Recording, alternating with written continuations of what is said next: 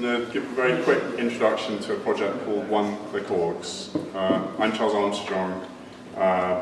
This is Chris Mear, Martin Dittus. The purpose of the project is really because setting up legal structures and managing them is hard work and a lot harder than it should be. You tend to need help from lawyers who are expensive and frustrating. You also end up spending a lot of time shuffling documents from one person to another and getting signatures for things and filing papers with the government. And usually, like for most people, this actually isn't what you're interested in doing, and this isn't why you set up an organization in the first place. So anything that makes that easier is a good thing.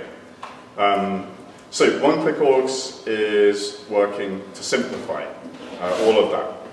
We're building what's actually the world's first platform for fully virtual organizations. It's a completely open source project, and all of the code that's being written is available on GitHub under the Affero license, and it's a completely volunteer-powered project as well. And basically, what we're providing is a website where anybody who's trying to set up an organization, they can go there, choose from a few options, that it will automatically create a legal structure for you, and then it will also create an electronic platform to manage that and to deal with board decisions and all of the filings to Companies House and other state bodies of that kind. So we started work on the project just over a year ago. We launched an initial platform for associations to beta groups back in November. And that's great for community groups and small projects just taking their first step into bits of formal structure. It's not so good for organizations like the London Hackspace, which have bigger responsibilities because they've got buildings, they're dealing with more money, they're dealing with people's equipment, they need insurance.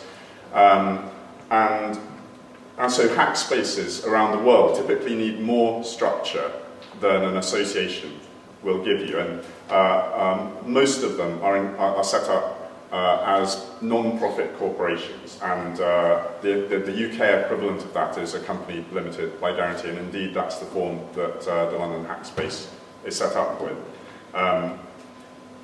Just to give an indication of how much effort it can be, Mitch Altman spent 6 months working with lawyers to get the organization set up the way that he wanted it for the Noise Bridge space in San Francisco. So it really is not a trivial thing. So what we're just starting out to do now is to work with London Hackspace to create a platform that takes a lot of the processes that are currently paper-based and make them electronic. And that has a number of benefits, and Russ is going to talk a bit about why that's interesting for Hackspace in a minute. It's also going to be the first time that anyone anywhere in the world has taken a corporate structure like that and made it operate virtually. So it's quite an interesting project from that perspective. Chris is going to give a quick demo of the current system and a quick introduction to the code for anyone who's interested in that.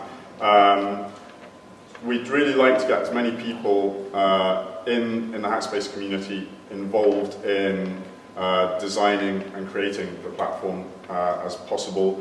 And once we've made this work with London Hackspace, that's then something that we want to make available to other Hackspaces around the world to localize for their jurisdictions and modify for their particular needs. And we'll also be announcing in the next couple of days that Joy Ito will be familiar to many of you as the Chief Executive of Creative Commons. He actually joined our advisory board at the weekend, and he's going to be helping us raise the profile of the project and link it up with Hackspaces around the world. So Chris, if you'd like to take over from that.